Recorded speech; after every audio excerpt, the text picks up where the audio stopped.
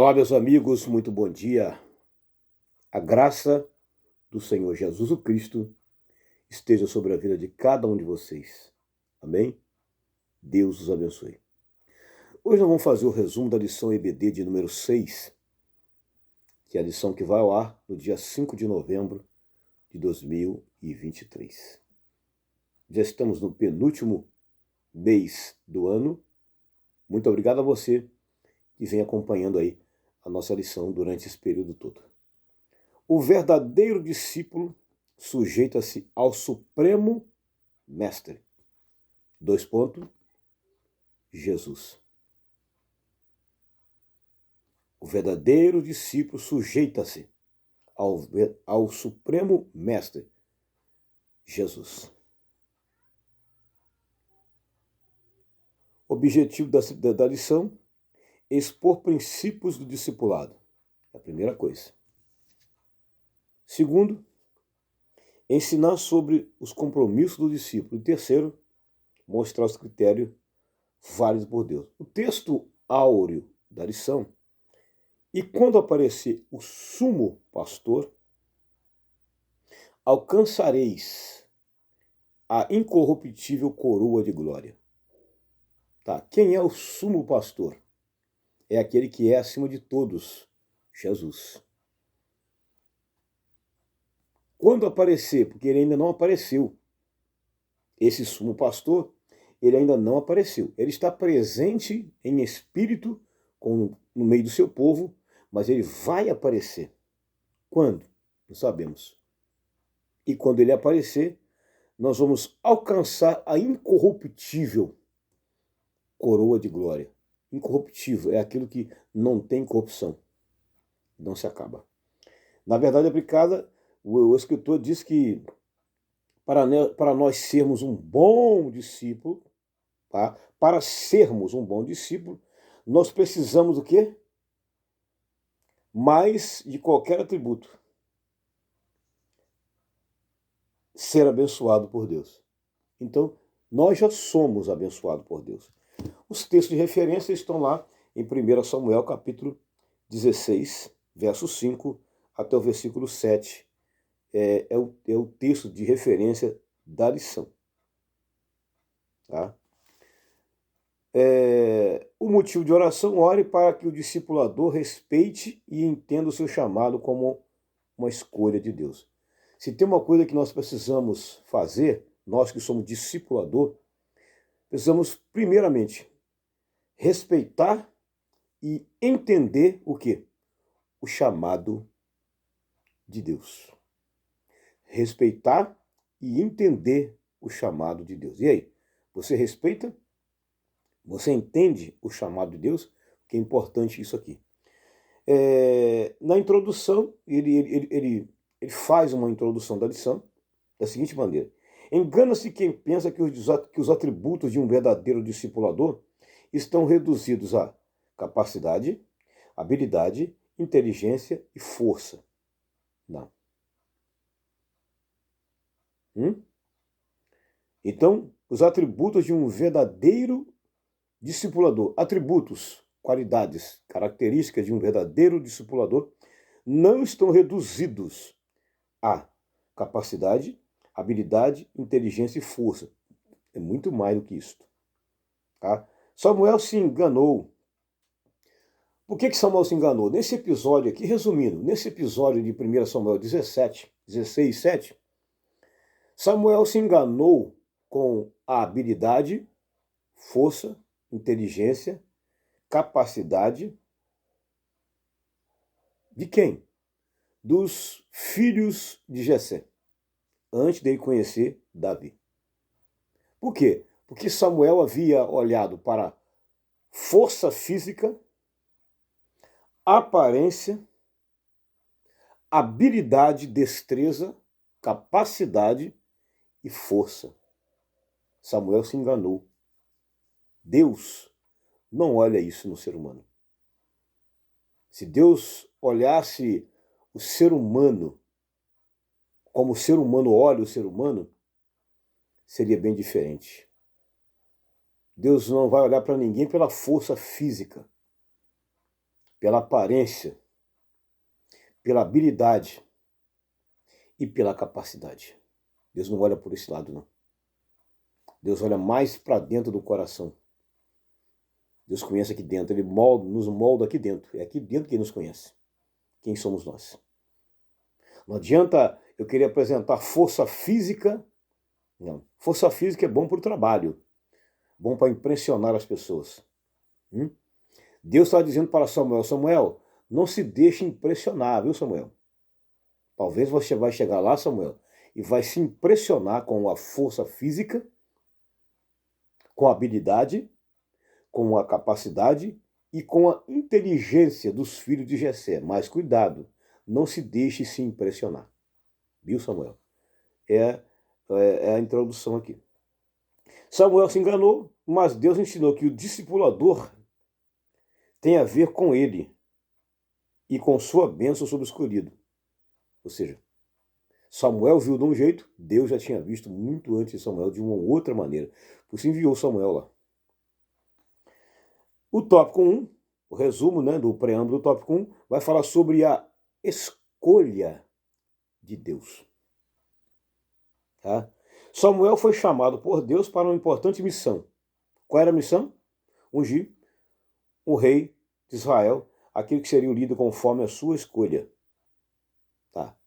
Aquele que seria um líder conforme a sua escolha. Quando fala aqui a sua escolha, está dizendo conforme a escolha de Deus. Às vezes eu posso falar sua escolha, mas eu posso falar a minha.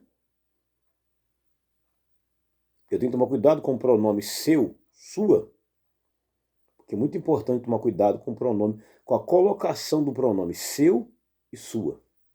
E tem uma diferença muito grande, tá? O pronome seu e o pronome sua. Tem uma diferença muito grande mesmo. Então, até aí, nós temos que tomar muito cuidado com a colocação o tempo do pronome, do verbo e do pronome.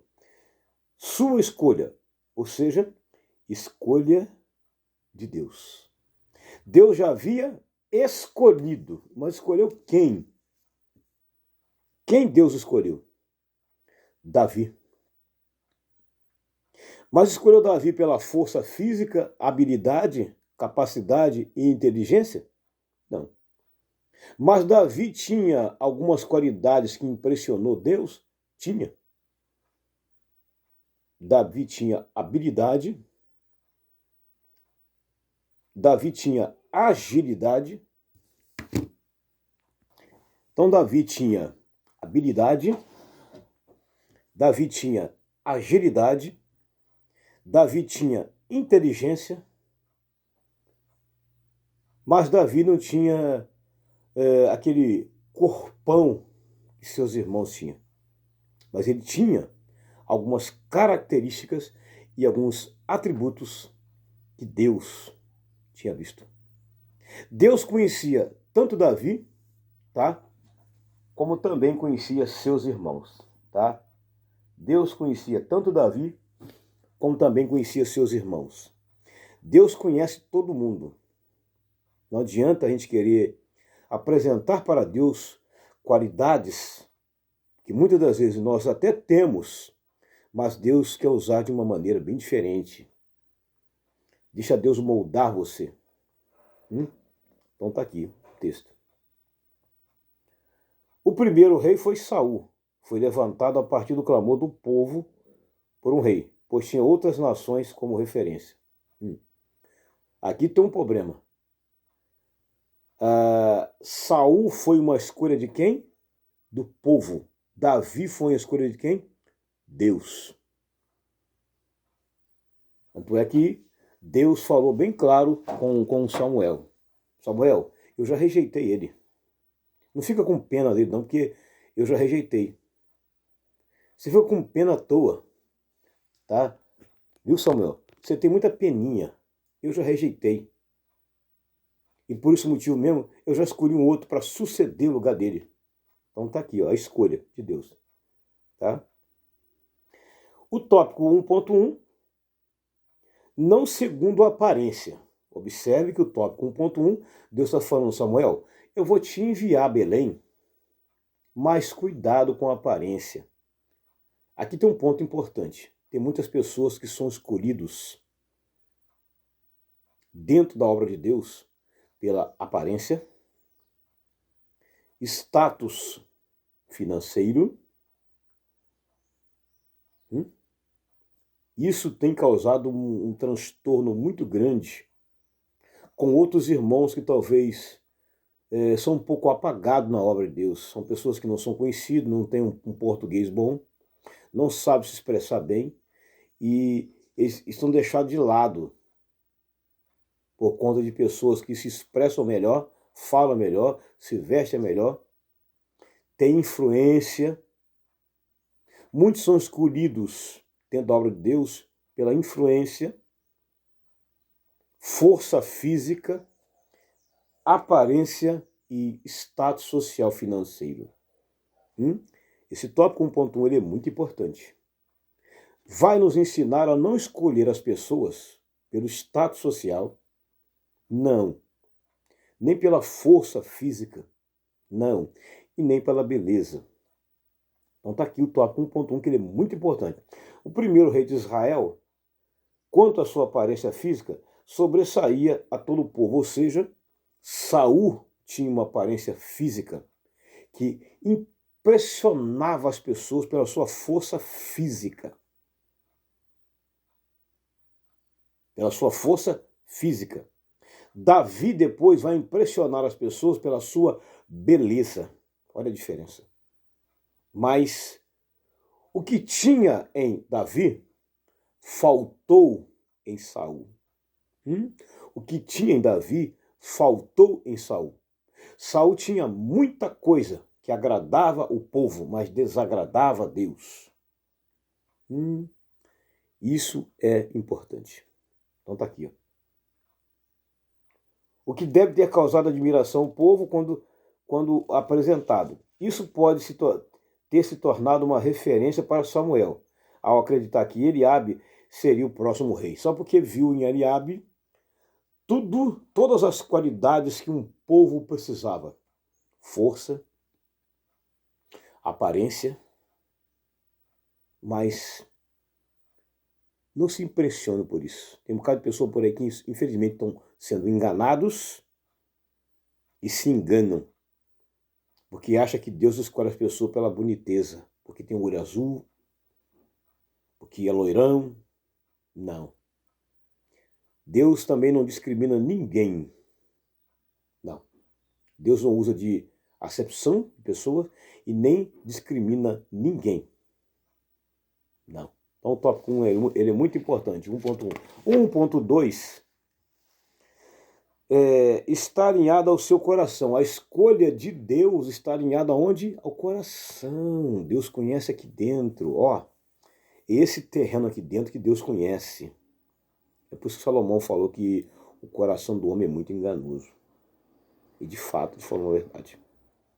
O coração do ser humano, do homem, é muito enganoso. E é aqui que muitos erram e pecam. É aqui que está o problema. A escolha de Deus para um líder se baseia em um coração que esteja alinhado com o seu. Aqui vai falar de propósitos. Davi tinha propósitos completamente diferentes dos seus irmãos. Davi tinha uma aproximação com Deus. Davi tinha uma intimidade com Deus. Seus irmãos, nem tanto, mas Davi tinha. Davi tinha intimidade com Deus. O que fez Deus se agradar de Davi é a intimidade que Davi tinha com Deus, enquanto seus irmãos não. Talvez foi a diferença, está aí. Aí está a grande diferença. Esse não era o caso de Saul, pois um verdadeiro discípulo de Cristo deve estar alinhado com o coração de Deus. Saul não era segundo o coração de Deus. E posteriormente, nem os filhos de Jessé, que se apresentaram a Samuel. Deus conhecia o coração dos filhos de Jessé e conhecia também o coração de Saul. E Deus também conhecia Davi. Tem muitas pessoas por aí tentando apresentar para Deus uma falsa santidade, uma falsa afinidade, uma falsa comunhão, achando que engana Deus. Não adianta maquiar a santidade, não adianta maquiar nada, porque Deus conhece todo ser humano aqui dentro. Deus conhecia Saul, Deus conhecia os filhos de Jessé que entraram antes de Davi, e Deus conhecia Davi. Portanto, filho, Deus conhece cada um. A Bíblia diz que perto está o Senhor de todos aqueles que têm o coração quebrantado. Davi não precisou enganar Deus com a sua falsa santidade, com a sua falsa adoração, porque o que Davi fazia era sincero, era verdadeiro. Tópico 1.2. Cabe apenas a Deus. Eleger alguém para servir na obra é uma escolha exclusiva do Senhor, que pode inclusive acontecer na infância. Muitas e muitas pessoas foram escolhidas por Deus lá no ventre da mãe. Se você for lá para o livro do profeta Jeremias, quando Deus envia Jeremias para uma missão, lá parece que Jeremias era uma criança, né? Não era uma criança. Jeremias, naquele capítulo lá, quando ele fala que ele é uma criança, que não sabe falar, ele estava querendo fugir fora do compromisso, da responsabilidade, mas ele não era uma criança, ele era um adulto já. Ele queria sair fora do chamado, da responsabilidade, do compromisso. Mas Deus falou lá que ele foi escolhido desde o ventre. Tem pessoas que são escolhidas por Deus lá no ventre da mãe. Já são promessas. Escolhido lá no ventre. Tá? Isso pode acontecer na infância, como pode acontecer também na vida adulta, ou naquela fase intermediária, de adolescente para jovem, de criança para adolescente, adolescente para jovem. Pode acontecer também aí de Deus escolher aí. Se você for lá para o livro do profeta Samuel, Samuel também foi uma escolha de Deus. Tá? Deus escolhe como Ele quer. Não adianta as pessoas quererem achar que se apresentar como escolhas para Deus. Não. Jesus falou isso aqui lá em João. Não fosse vós que escolhesses a mim, mas eu vos escolhi e vos nomeei para que des fruto, para que vades e des fruto, e o vosso fruto permaneça para sempre. Então está aqui o tópico 1.3, que ele é muito importante. É uma escolha exclusiva do Senhor que pode, inclusive, acontecer aonde? Na infância. É Ele quem escolhe os que farão parte de seus propósitos. Deus é quem escolhe aqueles que vão fazer parte de seus propósitos. Tem um bocado de gente querendo apresentar um propósito de escolha para Deus. Mas, ei, filho, Deus é quem vai escolher. Provérbios 16 diz que o coração do homem pode fazer planos, mas a resposta certa vem de onde? Dos lábios do Senhor. É o que diz a palavra do Senhor. Então, o tópico 1.3, que é o resumo. O caminho de Samuel e de Davi se cruza quando o profeta vai à casa de Jessé para ungir um novo rei. O chamado de ambos foi feito por Deus. Por isso, frutificou. Quando Deus chama, frutifica. Quando Deus não chama, não frutifica. Olha, Davi foi uma escolha perfeita e correta de Deus, enquanto que Saul não foi. Saul tinha tudo que o povo precisou, mas faltou tudo de Deus nele. Aí que está o ponto-chave e o grande diferencial. Aí é que está. Muito bem, o tópico 2 da lição, lembrando que eu estou fazendo um resumo, que é a lição melhor, vamos estudar na escola dominical. O princípio do chamado. O princípio do chamado. Não se pode servir a Deus de qualquer jeito. Concordo plenamente. Não se deve servir a Deus de qualquer jeito, nem de qualquer maneira. Jeremias diz que aquele que faz a obra relaxadamente é maldito. Tem um bocado de pessoas por aí que, infelizmente, isso aí é geral. Isso é na obra de Deus, no trabalho material, as pessoas fazem de qualquer maneira. Talvez para poder ganhar fama, respeito, credibilidade. Não é assim. Fazer relaxadamente significa fazer de qualquer jeito, de qualquer maneira, apresentar um trabalho de qualquer maneira e achar que aquilo vai descer pela garganta abaixo. É querer forçar para ser reconhecido. Não adianta. Gente, o trabalho de Deus tem que ser muito bem feito. E o trabalho nosso normal, natural, também tem que ser muito bem feito. Apresentar um trabalho bem feito, relaxadamente fazer você de qualquer maneira. Davi fazia com perfeição. Ele passava boa parte do tempo dele no campo, com as ovelhas. Ele tinha um cuidado. Davi tinha um zelo, um cuidado com as ovelhas. E ele dava vida pelas ovelhas. Quando Samuel chega na casa de Jessé, né, ele se enganou pela aparência dos primeiros filhos de Jessé que entrou. Depois ele pergunta: tem mais alguém na casa? Aí você vê um tom de desprezo, né? Você vê um tom de desprezo do pai e dos próprios irmãos. Tem o menorzinho, o caçula, o menorzinho. Tem o menorzinho. Mas ele está lá no campo. Não, então mandei chamar. Talvez Jessé queria dizer para Samuel: rapaz, eu te apresentei aqui meus filhos, são formosos, bonitos. O menor está lá, não tem muita aparência.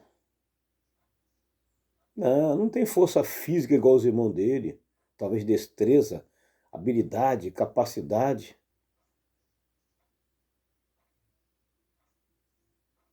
O que você quer com o menor? Aí tá o problema, né? Então tá aqui. Não se pode servir a Deus de qualquer maneira. Concordo plenamente. Não se deve servir a Deus de qualquer maneira. Né? Um obreiro ou líder deve ser alguém abençoado por Deus. Para ser abençoado por Deus é preciso fazer o que ele manda integralmente, não parcialmente, como traz o contexto da passagem citada. Ó, parcialmente e integralmente. Tem diferença nessas palavras? Tem. Tem pessoas que fazem parcialmente. Bom, eu vou fazer aqui uma parte, outra parte eu faço de qualquer maneira. Não adianta eu querer fazer 50% da obra de Deus perfeitamente e fazer a outra parte, 50%, de qualquer jeito. Eu tenho que fazer a obra de Deus 100% boa e perfeita. Tem que fazer ela integralmente perfeita. Não de qualquer maneira. Então tá aqui.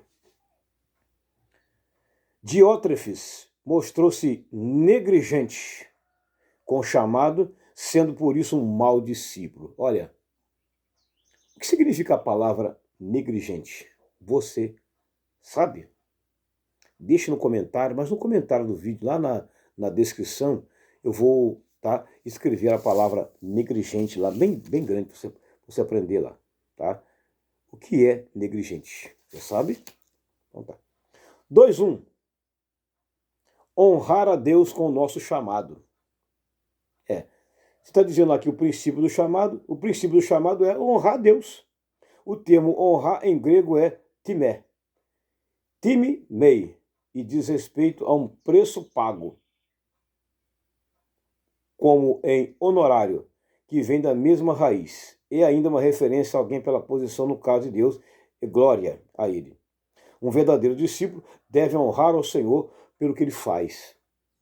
Gente, nós devemos honrar a Deus por tudo aquilo que ele faz, mas eu vejo pessoa que, em vez de honrar, reclama, murmura. E isso é muito triste, é desagradável uma coisa dessa. Tá? Então, o primeiro chamado é honrá-lo. Tá. 2. Honrar a igreja de Cristo. Honrar a igreja de Cristo. Ser um discípulo e estar exercendo a liderança é ser escolhido para tal ministério. Olha, eu tenho uma honra em servir a obra de Deus. Muito grande. E você, será que tem? Uma honra em servir a obra de Deus? Devemos ter honra em servir a obra de Deus. Ou para servir a obra de Deus, devemos ter honra. Não fazer de qualquer maneira. Ó. Isso não tem a ver com a humanamente. Isso não tem a ver como ser humanamente capaz ou hábil, mas receber o óleo da unção sobre a cabeça. Samuel achou que alguém aparentemente forte daria conta de ser rei de Israel. Enquanto ele viu Eliabe, o irmão guerreiro de Davi, achou que ele era o escolhido pela força, mas o Senhor mostrou ao profeta que o que de verdade importava o coração. Não adianta ter força física, mas ter um coração mau, perverso, vingativo. Olha aqui. Honrar a igreja de Cristo é possuir um coração que sirva sem restrição, como faziam Gaio e Demétrio, que andavam na verdade e honravam a igreja. Quem não honra a igreja busca reconhecimento por domínio e autoritarismo, como Diótrefes. Vou repetir essa frase última aqui. Quem não honra a igreja busca reconhecimento por domínio. Tem um bocado de pessoas que não honram a casa de Deus. Eles preferem honrar a ele mesmo, preferem dar honra a outras pessoas, mas o lugar onde eles estão não honram. Gente, o lugar onde nós estamos, ele deve ser um lugar de honra. Tá? O lugar onde nós estamos, ele deve ser um lugar de honra. Entendeu agora? O lugar onde nós estamos deve ser um lugar de honra, que é o 2.2. O 2.3, honrar o próximo. Honrar o próximo. Até isso nós temos que fazer? Sim. A Bíblia diz que nós temos que dar honra a quem tem honra. Entendeu? Nós devemos dar honra a quem tem honra. E aí? Você tem dado honra para quem? Para a pessoa que não merece nada? Então aqui o texto diz bem claro aqui. Um discípulo deve honrar as pessoas da igreja e fora dela. Olha que coisa importante. Um discípulo deve o quê? Honrar uma pessoa da igreja e fora dela. Se você entendeu o contexto, não preciso dizer nem mais nada, né? Honrar as pessoas da igreja e as pessoas de fora da igreja. Mas se eu for olhar um lado real do que está acontecendo hoje, existem muitas pessoas que dão mais honra às pessoas de fora da igreja do que as pessoas de dentro da igreja. Aqui eu falo de liderança e também das pessoas que não são líderes, honrar as pessoas. Tem pessoa que não respeita a sua liderança, não honra o seu pastor, prefere dar honra para uma pessoa que não serve a Deus. Devemos honrar as pessoas, sim, mas é dar o mesmo tratamento que você dá lá, aqui. Honrar a pessoa. Infelizmente, a gente vê isso aqui. Ele precisa ter o coração disposto a ajudar quem precisa. A exemplo de Jesus, Diótrefes era o quê? Orgulhoso, egocêntrico, controlador.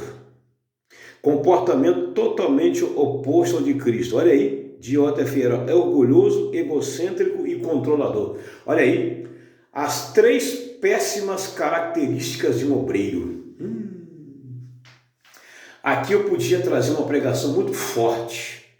As 3 péssimas características de um obreiro: egocêntrico,